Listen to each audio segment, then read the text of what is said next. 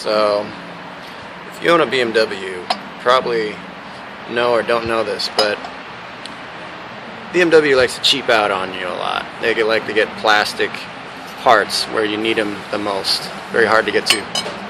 On this case, some of you Japanese car owners would never see this. This is a clutch pivot fork pin.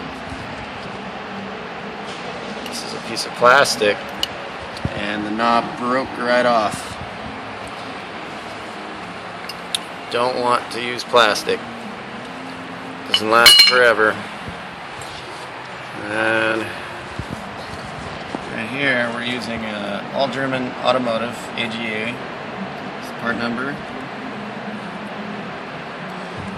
I used to work at this place, but the pin that they supply, they make $30. It's really nice machined brass pin, and it slides right in over here.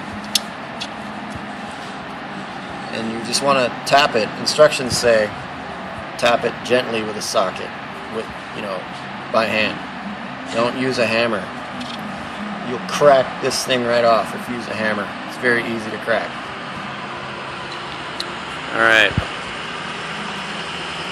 Enjoy the ultimate driving experience.